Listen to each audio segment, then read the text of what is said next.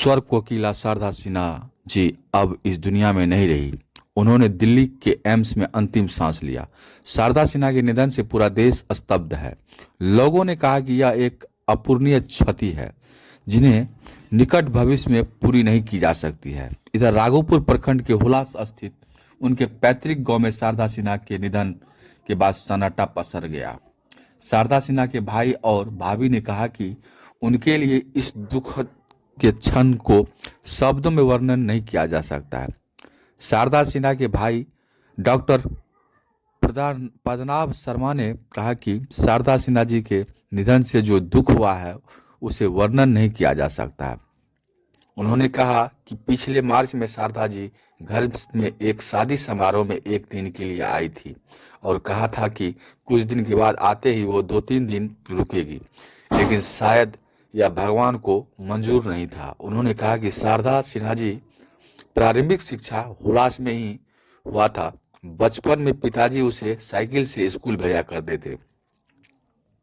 उन्होंने यह भी कहा कि चूंकि पिताजी एक शिक्षाविद रहे थे, लिहाजा शारदा जी की प्रतिभा को उन्होंने बचपन से ही भांप लिया था और संगीत के प्रति शारदा जी का अभिरुचि को लेकर दूर दूर से शिक्षक को मंगाकर शारदा जी के संगीत सिखाया जाता था। पद्मनाभ शर्मा ने कहा कि रक्षाबंधन के उनके लिए विशेष रहता था। कहा गया है कि एक भी वर्ष ऐसा नहीं रहा जब शारदा जी ने भाइयों के लिए राखी नहीं भेजा।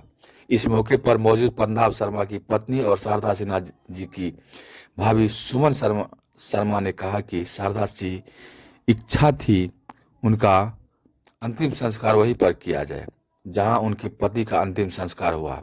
लिहाजा उनके पार्थिव शरीर को पटना लाया जा रहा है जहां उनका अंतिम संस्कार किया जाएगा। पद्मनाभ शर्मा और उनकी पत्नी सहित अन्य लोगों पटना के लिए रवाना हो गए हैं। अंतिम दर्शन के लिए उसके आवास पर शारदा सिन्हा के पार्थिव शरीर को रखा जाएगा। देखिए हमारे इस रिपोर्ट के माध्यम से उनके भाई और भाभीियों ने क्या कुछ कहा, आप भी सुनिए। लोगों को बुलवा के सिखवाते थे, अभिरुचि थी इसमें, उन्होंने देख लिया, वो तो शिक्षाविद आदमी थे, देख लिया उन्होंने कि ये बच्ची जो है इसमें म्यूज़िक का ये है, हुनर है, तो लग गए उसमें। तो आज एक प्रतिभा सामने आ गई सबों के सामने। भाई दूज और रक्षाबंधन के भाई दूज में आना जाना बहुत दिनों से, काफ़ी दिनों से बंधा, करीब 15 साल से, लेकिन रक्षाबंधन अभी तक जारी था इस साल से। तो आपने वहाँ जाकर रक्षाबंधन का पर्व मनाया? कई बार वहाँ करवाया। जब नहीं जाने के लायक रहे हालत, उनकी भी तबीयत बिगड़ने लगी तो वो पोस्ट करके भेज देती थी, लेकिन रेगुलरली अभी तक के लाइफ में एक साल भी ऐसा नहीं हुआ कि हम लोगों को राखी नहीं मिली और हमने राखी नहीं बनवाई है। ऐसा अभी तक नहीं हुआ, ये मेंटेन था। स्वर कोकिला के नाम से वह प्रसिद्ध हैं और देश आज उन्हें श्रद्धांजलि अर्पित कर रहे हैं। आपके परिवार में कोई ऐसे सदस्य जो उनको जो है उनके बागडोर को संभाले? देखिए अब क्या बोले, उनका एक लड़का है, वो भी आर्ट से ही जुड़ा हुआ है, बेटी है वो भी गाती है, उनके साथ गाती थी। अब आगे क्या होगा नहीं कहा जा सकता।